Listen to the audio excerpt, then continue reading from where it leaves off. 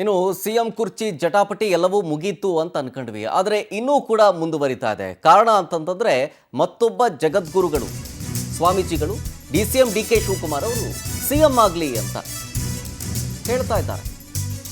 Clear cut ಆಗಿ ಸ್ವಾಮೀಜಿಗಳು ಹೇಳ್ತಾ ಇರೋದೇನು ಅಂತಂದ್ರೆ, ಒಪ್ಪಂದ ಏನಾದರೂ ಆಗಿದ್ರೆ DK ಶಿವಕುಮಾರ್ಗೆ ಹೈಕಮಾಂಡು ಸಿಎಂ ಸ್ಥಾನವನ್ನ ಕೊಡಲಿ, ಹೀಗಂತ ಶ್ರೀಶೈಲ ಜಗದ್ಗುರುಗಳಾದ ಚೆನ್ನಸಿದ್ದರಾಮ ಪಂಡಿತಾರಾಧ್ಯರು ಆಗ್ರಹಿಸ್ತಾ ಇದ್ದಾರೆ.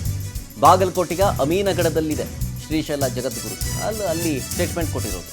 ಸರ್ಕಾರ ರಚನೆ ಮಾಡುವಂಥ ಸಂದರ್ಭದಲ್ಲಿ ಸಿಎಂ ಸ್ಥಾನಕ್ಕೆ ಏನಾದರೂ ಒಪ್ಪಂದ ಆಗಿದ್ದರೆ ಅದನ್ನು ನೆರವೇರಿಸಲಿ. ಒಂದು ವೇಳೆ ಒಡಂಬಡಿಕೆ ಆಗಿತ್ತು ಅನ್ನೋದಾದರೆ ಹೈಕಮಾಂಡ್ ಅದನ್ನು ನೆರವೇರಿಸಬೇಕು.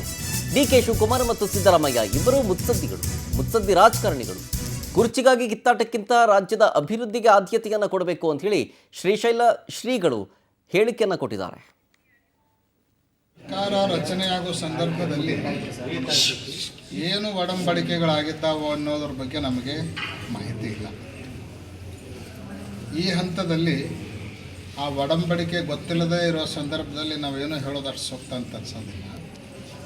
ಒಂದು ವೇಳೆ ಒಡಂಬಡಿಕೆ ಆಗಿದ್ದೇ ಸರಿಯಿತ್ತು ಅಂದರೆ ಆ ಒಡಂಬಡಿಕೆಗೆ ಅನುಗುಣವಾಗಿ ಪಕ್ಷದ ಹೈಕಮಾಂಡ್ ಅದನ್ನು ನೆರವೇರಿಸಬೇಕು ಅಂತ ಮಾತ್ರ ಈ ಸಂದರ್ಭದಲ್ಲಿ ನಾವು ಹೇಳಲಿಕ್ಕೆ ಬಯಸ್ತೀವಿ. ಮತ್ತು DK ಶಿವಕುಮಾರ್ ಅವರಾಗಲಿ ಸಿದ್ದರಾಮಯ್ಯನವರಾಗಲಿ ಮುತ್ಸದ್ದಿ ರಾಜಕಾರಣಿಗಳು, ಸಾಕಷ್ಟು ಅನುಭವವನ್ನು ಹೊಂದಿರುವಂಥವರು.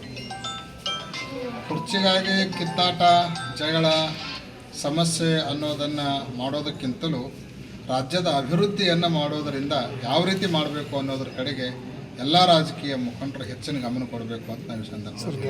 ಸರ್ಕಾರ ರಚನೆಯಾಗುವ ಸಂದರ್ಭದಲ್ಲಿ